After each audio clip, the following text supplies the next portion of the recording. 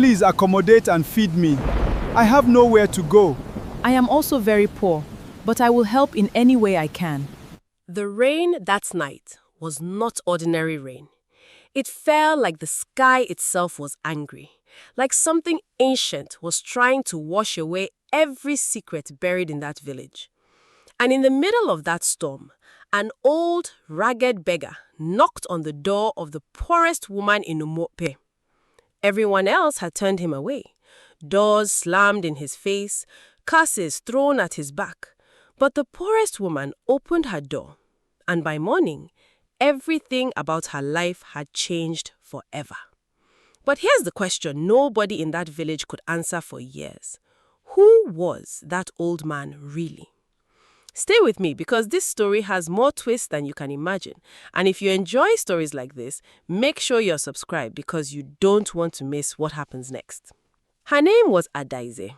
She lived at the edge of Umuoke village, in a mud house with a roof so weak that when it rained hard, she had to place old pots under the leaking spots just to keep her one-room home from flooding. Her husband, Chidi, had died 3 years earlier, leaving her with a 6-year-old son named Kelechi and nothing else but debts, whispers, and a piece of farmland that everyone in the village seemed to be eyeing. People in Umuoke did not respect Adaeze. They pitied her, which in some ways was worse. The women avoided long conversations with her, afraid that poverty was contagious. The men looked at her land with hungry eyes, waiting for the day she would be forced to sell it. And her husband's own brother, a man named Okezi, made sure that day would come sooner than later. Okezi was not like his late brother.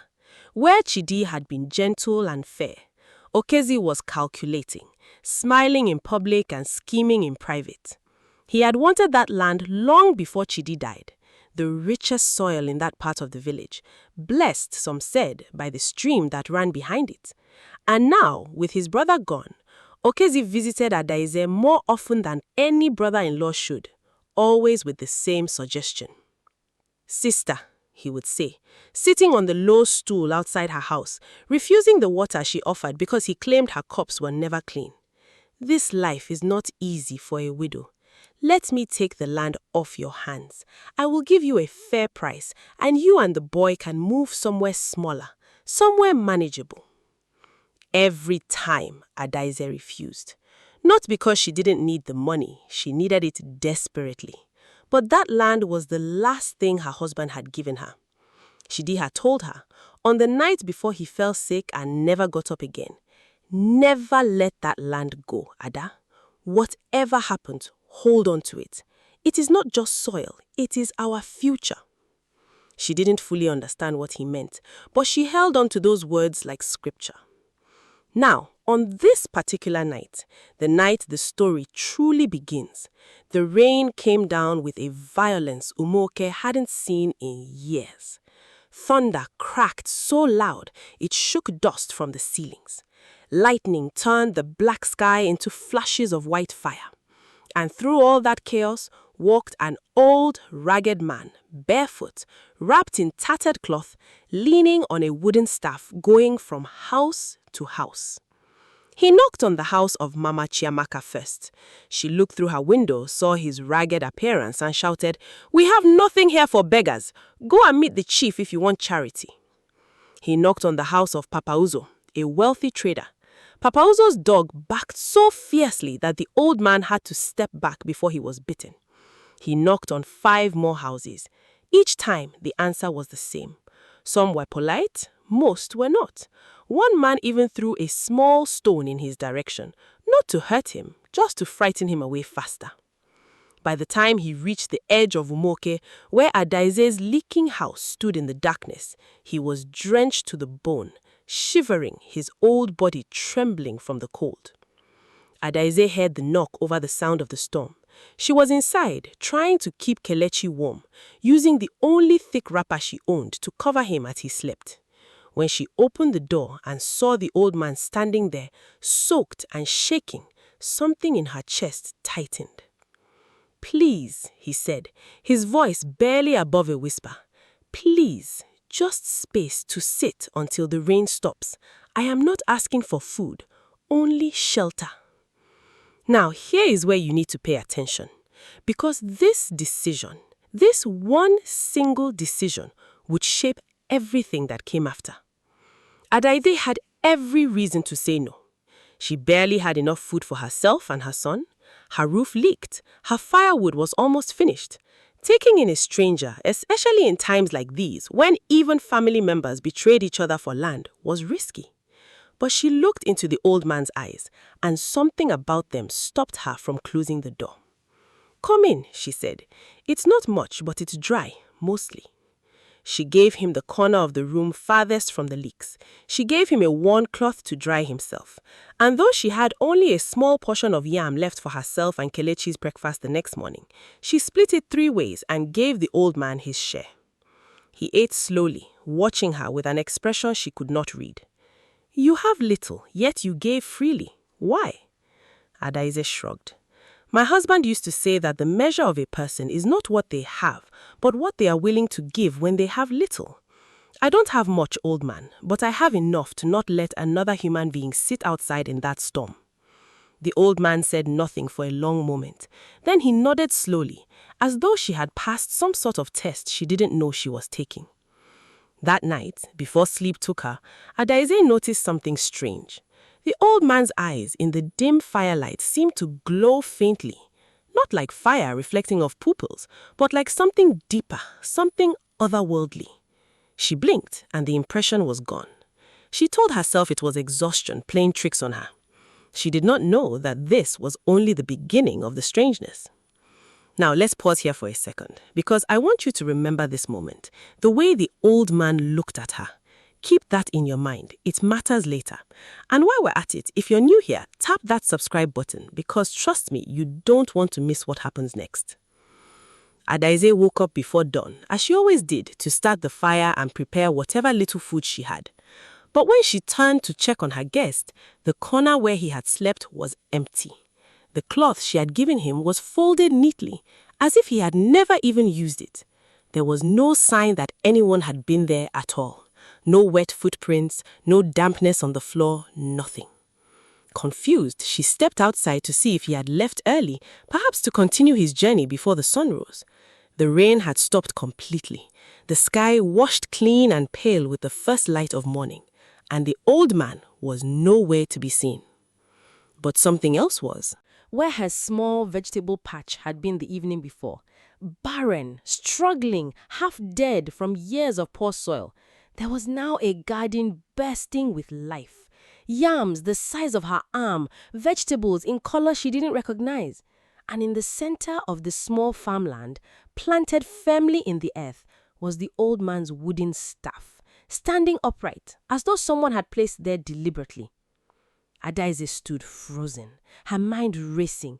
She touched the staff. It was warm, despite the cool morning air.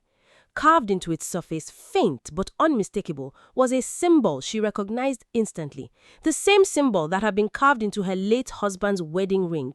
The one Okezi had insisted she sell after Chidi's death. The one she had refused to give up. Her hands trembled. Who was that old man? And how did he know that symbol? She didn't have time to think further because a voice interrupted her. "Sister Adaeze!" It was Ngozi, her closest friend in the village. Though even Ngozi kept a careful distance most days, wary of being seen too close to a widow who might bring bad luck by association. That was what people whispered anyway. Ngozi came running now, breathless. "What is this?" Ngozi asked, staring at the transformed garden. "Adaeze, this was not here yesterday. I know this land. I know how it looked." "I don't know," Adaeze admitted. "There was an old man, a beggar. I let him stay the night, and now this." Word spread fast in Umuoke, faster than fire in dry Harmattan grass. By mid-morning, half the village had gathered around Adaeze's small compound, staring in disbelief at the abundance that had appeared overnight. Some called it a miracle. Others, more suspicious, called it something darker. "Witchcraft," someone muttered in the crowd. "How does a poor widow's farm produce like this in one night? This is not normal." The whisper spread, gaining strength the way rumors always do, twisting a little more with each retelling, until by afternoon, some were saying Adaeze had made a pact with spirits, that she had sacrificed something or someone for this sudden wealth. Adaeze, of course, arrived to see the commotion, and the moment his eyes landed on that flourishing land, something shifted in his expression. Adaeze knew that look. She had seen it before. The day Chidi's coffin was lowered into the ground and Adaeze had stood at the edge of the grave, his face carefully arranged into grief, but his eyes already calculating. "Sister," he said now, his voice smooth as oil, "this is remarkable. Truly, the ancestors have smiled on you." But there was no warmth in his congratulations. There was hunger. That night, after the crowd had dispersed and Adaeze had finally gotten Kelechi to sleep, she sat outside under the moonlight, staring at that strange wooden staff, still planted in her garden. She thought about the old man's eyes. She thought about the symbol carved in the wood, her husband's family symbol. And slowly, a suspicion began to form in her mind, one she was almost afraid to voice, even to herself. Could that old man have been connected to Chidi somehow? She remembered something Chidi had told her once, in passing, years before he died. A story about his grandfather, a man the village elders spoke of only in hushed tones, a man who some said was not entirely of this world, who disappeared one day and was never seen again, but who was said to still walk the earth in disguise, testing the hearts of the living, rewarding kindness and punishing cruelty. "They call him the Wanderer," Chidi had said, half laughing at the time, as though it were just an old wives' tale. "My grandfather used to say, if you ever meet a stranger in need and you turn them away, you might be turning away more than you know." Adaeze had forgotten that story until now. Sitting in the moonlight, staring at that strange wooden staff, she began to wonder if she had just met him, the Wanderer, her husband's grandfather, or something wearing his memory, walking through Umuoke to see who among them still had a heart worth blessing. But if that was true, there was something else that story implied. Something Chidi had mentioned once, quickly, almost like he regretted saying it, that the Wanderer didn't just reward kindness. He also revealed secrets. Secrets people had spent years trying to bury. And that thought sent a chill down Adaeze's spine. Because if this transformation of her land was truly connected to that old family legend, then somewhere out there, a secret was about to come undone. And she had a feeling, a deep, uneasy feeling, that the secret involved the real reason her husband died.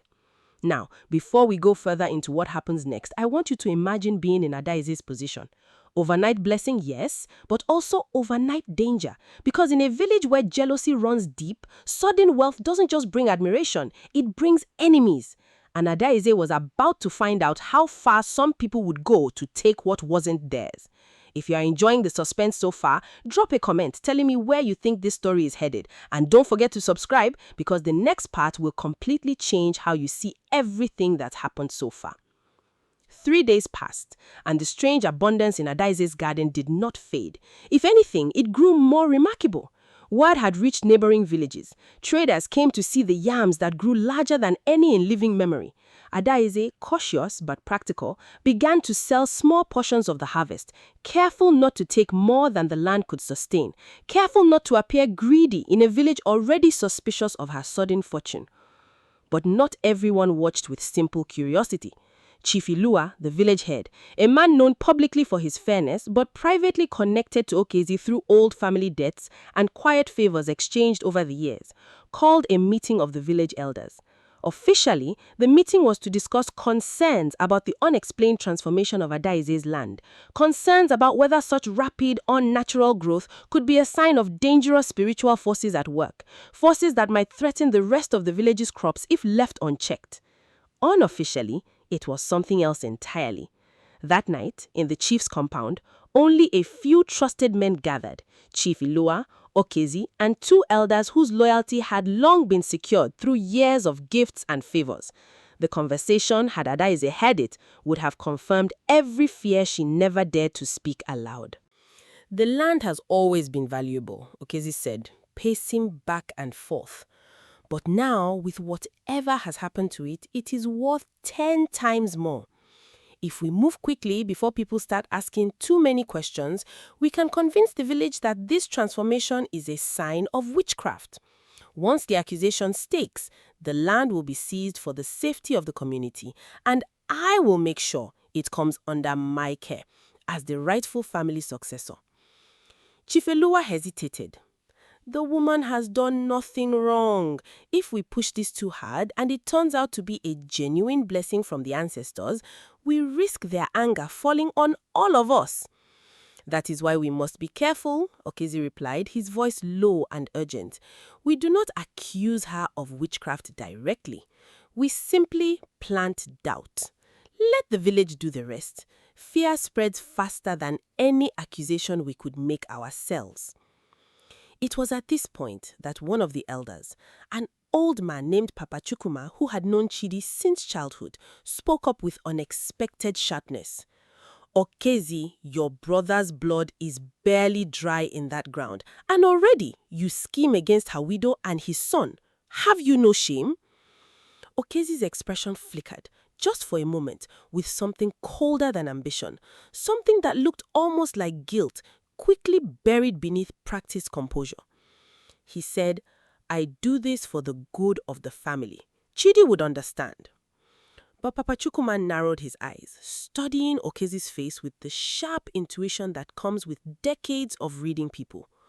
Would he asked quietly, or is this about something else, Okezie? Something you've carried since before Chidi ever fell sick? The room went silent. For just a heartbeat too long, Okezie said nothing. And in that silence, something dangerous took root. A suspicion that would grow, slowly but surely, until it broke open everything Okezie had tried so hard to hide. Meanwhile, back at her small compound, Adaeze was no idea that powerful men were already conspiring against her. She was focused on something else entirely, trying to understand the strange dreams that had begun visiting her every night since the old man's disappearance. In these dreams, she saw Chidi, not sick and dying as she remembered him in his final days, but healthy, strong, standing in a field much like the one now flourishing behind her house. He would look at her with urgent eyes and say the same thing every night. Ada, look closer. Look closer at what happened. It was not sickness that took me. She would wake up each time with her heart pounding, sweat cold on her skin, despite the warm nights. At first, she dismissed it as grief manifesting in her sleep, her mind's way of processing loss that had never fully healed. But after the fourth night of the same dream, the same words, she began to wonder if it meant something more. She decided to visit Papa Chukwuma, the elder who had spoken up in her defense at the secret meeting, though she did not know that yet. He had always been kind to her, one of the few people in the village who treated her with genuine warmth rather than cautious pity. Papa, I need to ask you something and I need you to answer honestly. Papa Chukwuma nodded, sensing the weight in her voice. Chidi's death, she continued. It came so suddenly. 1 week he was healthy, walking the fields, laughing with Kelechi. The next week he was gone. The healer said it was a stomach sickness, something he must have eaten, but... She paused, her voice trembling slightly. But I've been having dreams where he tells me it wasn't sickness at all. Papa Chukwuma's expression grew serious, and for a long moment he said nothing, staring into the distance as though weighing a heavy decision. Adaeze, he said finally, I have carried something for 3 years that I probably should have told you sooner. I did not speak because I had no proof, only suspicion, and a suspicion without proof can destroy just as easily as it can reveal truth. But now, with everything happening, the old man, the transformed land, I believe the ancestors are trying to bring the truth into the light, whether we are ready or not. Adaze's chest tightened. Tell me. 3 years ago, the week before Chidi fell sick, Papa Chukwuma said slowly, I saw Okezie visiting the herbalist on the far side of the village. Not our village healer, but a different one from outside. Someone with a reputation for preparing substances that could make a healthy man sick without immediate suspicion. I thought nothing of it at the time. Okezie often visited outside herbalists for trade purposes. But days later, Chidi fell ill with a sickness none of us had ever seen before, and he was gone within 2 weeks.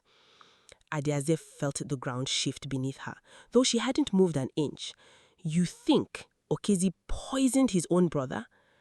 I do not know for certain, Papa Chukwuma admitted, but I know this. Okezie has wanted that land since before Chidi married you. I know he visited a strange herbalist right before Chidi fell sick, and I know that from the moment Chidi died, Okezie has done everything in his power to take that land from you, even scheming with the chief himself just 3 nights ago. Adaze's blood ran cold. The chief is involved too? Papa Chukwuma nodded gravely. They plan to accuse you of witchcraft, Adaeze, to use the strange transformation of your land against you, to convince the village you are dangerous so they can seize the land under the guise of protecting the community. For a moment, Adaeze couldn't breathe. Everything was happening too fast. The old man, the transformed land, the dreams, and now this horrifying revelation that her husband's own brother might have murdered him and was now plotting to steal what little she had left and destroy her reputation in the process. But instead of collapsing under the weight of it, something else rose inside her. Something fierce, something that had been buried under years of grief and quiet survival. She said, "They will not take my son's inheritance, and if Okezie truly did what you believe he did, then the truth must come out, whatever it costs." Now, I know this is a lot to take in, and honestly, we're only getting started, because what happens next is going to completely flip everything you think you understand about this story. But before we continue, if this story has you on the edge of your seat, make sure you hit that subscribe button because trust me, the twist coming up is one you will not see coming. Word of the planned accusation reached Adaeze faster than Ngozi, thanks to Ngozi, whose younger brother worked as a messenger for the chief's compound and had overheard fragments of a follow-up meeting. The plan, Ngozi warned her, was set to unfold within days. Chief Eluwa intended to call a public gathering, present evidence of unnatural spiritual activity on Adaeze's land, and use the village's fear to justify seizing the property for communal safety, after which it would quietly be transferred into Okeze's care as the rightful family heir. Adaeze knew she needed proof, not just suspicion, if she was going to protect herself and her son. But what proof could she possibly find against a scheme built entirely on whispers and fear? That night, desperate and searching for answers, she returned to the wooden staff still planted in her garden, the one item connecting her to the mysterious old man, to her husband's family legend, and to everything strange that had happened since that stormy night. She knelt beside it, placing her hands on the carved wood, and for the first time she spoke aloud to whatever force might be listening. "If you are truly connected to my husband's family," she said, her voice trembling but firm, "if you are the one they call the Wanderer, then please help me protect what my husband left behind. Help me protect the truth." The wind picked up suddenly, rustling through the flourishing garden around her, though the night had been perfectly still moments before. And then, from the shadows near the edge of her compound, a familiar voice spoke. "You called, and I have come." Adaeze turned sharply, her heart pounding, to see the old beggar standing there once again, exactly as he had appeared that stormy night. Ragged clothes, weathered face, but those same strange glowing eyes that seemed to hold centuries of knowledge behind them. "You," she breathed, "who are you really?" The old man stepped closer, and as he did, something about his posture changed, straighter, stronger, though his appearance remained the same. "I am many things to many people, Adaeze. To your husband's family, I was once known as Namdi, his grandfather, a man who many believed died decades ago. But death, in my case, was not quite what it seemed. I have walked this land since then, unseen by most, testing hearts, watching how kindness and cruelty shape the fate of those who practice them." "Then you know," Adaeze said, her voice shaking with barely controlled emotion. "You know what happened to Chidi? You know if Okezie truly killed him?" The old man's expression darkened, the warmth from their first meeting replaced with something colder, something that carried the weight of judgment. I know many things, child. I know Adaeze visited an outside herbalist with intentions darker than trade. I know the substance he acquired was slipped into Chidi's food over several days, slow enough to appear as natural sickness, cruel enough to ensure your husband suffered before the end. I know Chief Elua has long owed Adaeze favors from debts incurred years ago, favors he now repays by conspiring to steal what rightfully belongs to you and your son. Adaeze's knees nearly buckled under the confirmation of what she had feared but hoped desperately was not true. Then help me prove it, please. Not for wealth, not for revenge, but for justice, for Kelechi's future. The old man studied her for a long moment, then slowly he nodded. You showed me kindness when the entire village turned me away, Adaeze. You gave from your poverty, without hesitation, without expecting reward. For that, I already blessed your land. But now you ask for something greater. The exposure of truth, the restoration of justice. This I can help you find, but the courage to use it must come from you alone. He reached into his tattered cloth and withdrew a small, weathered pouch, placing it in her trembling hands. Inside, you will find dried leaves from the same plant Adaeze used against your husband. When burned before the village, in the presence of the accused, the smoke reveals guilt through the reactions of those who have used it, a coughing fit, a burning in the throat, symptoms only the guilty will show, for the spirits bind the plant to those who wielded it for harm. Adaeze stared at the pouch, understanding the weight of what she now held. And if I use this publicly, in front of everyone, then the truth will reveal itself, whether the village is ready to hear it or not, the old man said. But be warned, Adaeze, truth once released cannot be recalled. It will change everything, for you, for Adaeze, for the entire village. Are you prepared for that? Adaeze thought of Chidi's final words to her, of Kelechi sleeping peacefully inside their small home, unaware of the darkness that had taken his father and now threatened to take everything else.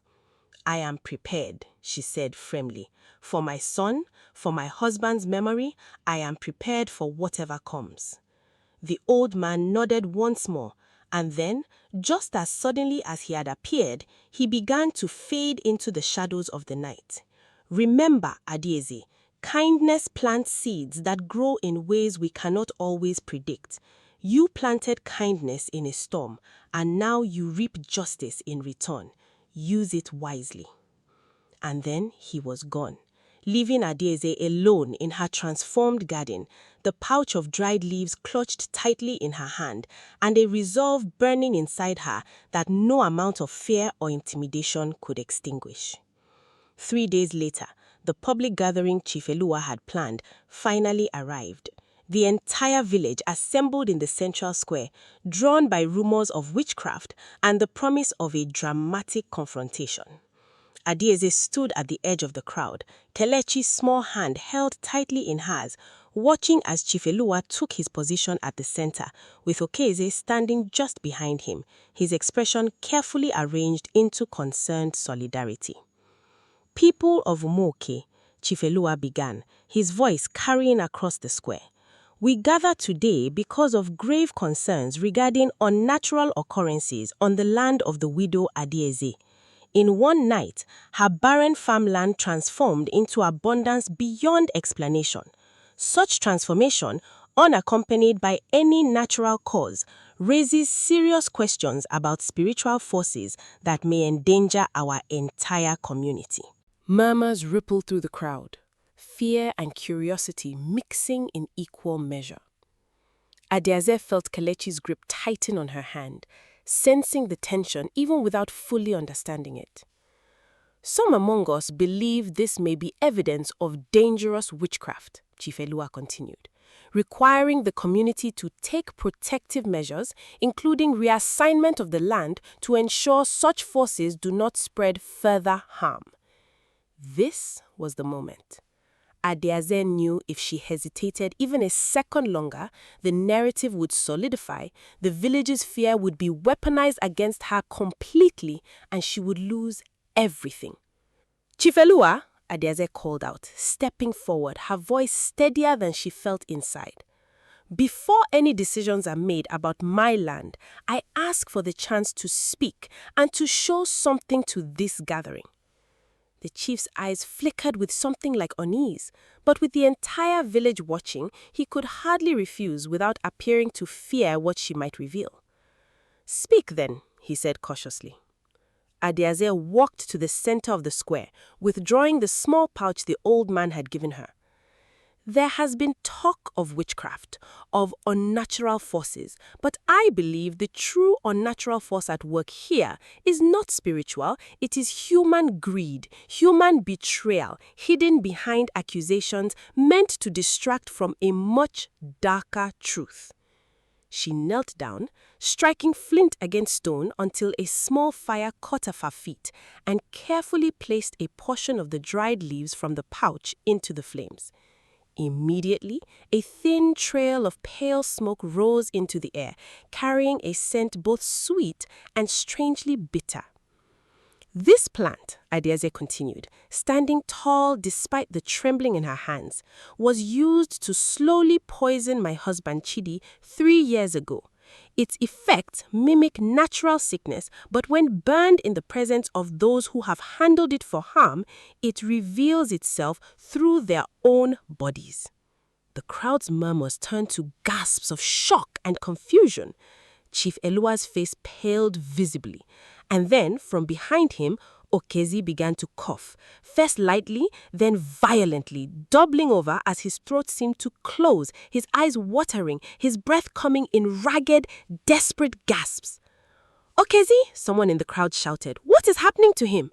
Papa Chukwuma stepped forward from among the elders, with his voice cutting through the chaos with the authority of decades of respected wisdom. "Okezie, is there something you wish to confess to this gathering?" Okezie, still coughing, his composure completely shattered, looked up with wild, desperate eyes at the crowd surrounding him, at Adaeze standing firm despite everything, and at Chifelua, who was slowly backing away from him, unwilling to be associated with whatever was about to unfold. I didn't mean for it to happen this way. I only wanted the land. Chidi was supposed to simply fall ill, recover slowly, and eventually agree to sell. I never meant for him to die." The crowd erupted in shocked outrage, voices rising in anger and disbelief. Adaeze felt tears streaming down her face. 3 years of grief and suspicion finally validated in the worst possible way, but also finally given the truth she had desperately needed. "You poisoned your own brother," she said, her voice breaking despite her attempt to remain strong. "For land, for greed, and then you spent 3 years trying to steal what little was left for his son." Chief Elua, sensing the crowd's fury shifting dangerously in his direction as well, attempted to distance himself. "I had no knowledge of murder," he stammered. "I only agreed to help reclaim land I believed was rightfully being contested, nothing more." But Papa Chukwuma was not finished. "And what of the debts you owed Okezie, Chief Elua? Debts that conveniently disappeared the moment you agreed to support his scheme against an innocent widow." The chief had no answer, his silence confirming everything the village needed to understand about his complicity. What followed was chaos of a different kind, not the chaos of fear and suspicion that had brought the village together that morning, but the chaos of justice, finally breaking through years of quiet corruption. Okezie was restrained by village men, his confession wheezed out in front of the entire community, impossible to retract. Chief Elua, stripped of the moral authority his position required, was forced to step down within days, the village elders convening to select new leadership free from the corruption that had nearly destroyed an innocent family. Now, before we get to how everything finally resolved, I need you to pause for a second and think about this. Sometimes the very people we're taught to trust, family, leadership, community, can be the ones hiding the darkest truths. And sometimes it takes an act of kindness given freely without expectation to unravel it all. If this story is teaching you something, or if you are just completely hooked right now, let me know in the comments, and please subscribe if you haven't already, because the ending of this story is something you truly don't want to miss. In the weeks that followed, Umuoke slowly began to heal from the shock of what had been revealed. Okezi was formally banished from the village, stripped of any claim to family land or inheritance, his name becoming a quiet warning whispered to children about the dangers of greed and jealousy consuming a person from the inside. Chief Elua, though not directly guilty of murder, was removed from his position for his role in the conspiracy, replaced by none other than Papa Chukwuma, whose integrity throughout the entire ordeal had earned him the trust and respect of the entire village.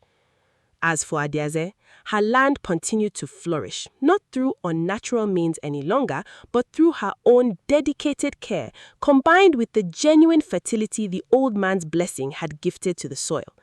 She became known throughout the region not just as a successful farmer, but as a woman whose kindness in the darkest storm ultimately revealed truths that changed the fate of her entire village. She never saw the old man again, not in the physical form he had first appeared to her in, but sometimes, on quiet nights when the wind rustled gently through her garden, she would sit beside the wooden staff still planted firmly in the earth, and she would feel a warmth, a presence, reminding her that kindness, even when it seems small and insignificant in the moment, has the power to change everything. Kelechi grew up hearing this story not as a distant legend, but as the defining truth of their family's history. How his mother's compassion during a violent storm ultimately saved not just their home, but their entire future, and brought justice to his father's memory after years of hidden betrayal. And in Umuoke, to this day, when a stranger appears at someone's door during a storm, ragged and in need, the villagers remember the story of Adaeze and the old beggar. They remember that sometimes the person you help without expecting anything in return might just be the one who changes the entire course of your life. They remember that kindness given freely, even from those who have almost nothing to give, carries a power that greed and cruelty can never match, no matter how carefully those darker forces try to hide themselves. Because in the end, it wasn't wealth that saved Adaeze. It wasn't power or status or connections. It was a simple decision made in the middle of a raging storm to open her door to a stranger the rest of the world had turned away. And that decision rippled outward, exposing lies that had been buried for years, restoring justice that had been denied, and proving once and for all that even in the poorest, most difficult circumstances, the human heart still has the power to choose compassion over fear. So let me ask you this before we close out this story tonight. If a stranger knocked on your door in the middle of a storm, ragged, tired, asking nothing but shelter, what would you do? Would you be like the rest of Umuoke, quick to turn away out of fear and suspicion? Or would you be like Adaeze, willing to give from what little you have, even when it makes no logical sense? Because sometimes the smallest acts of kindness carry the power to change everything in ways we could never predict, in ways that ripple outward far beyond that single moment of decision. If this story touched you, if it kept you glued from beginning to end, do me a favor. Hit that subscribe button right now, because there are so many more stories like this one waiting for you. Stories full of suspense, emotion, and the kind of unexpected twists that remind us why the human heart, in all its complexity, remains the most fascinating story of all. Drop a comment telling me what part of this story surprised you the most, and I'll see you in the next one. Until then, remember Adaeze's story, and remember that in a world quick to judge and quick to turn away, sometimes the greatest reward comes from simply choosing to open the door.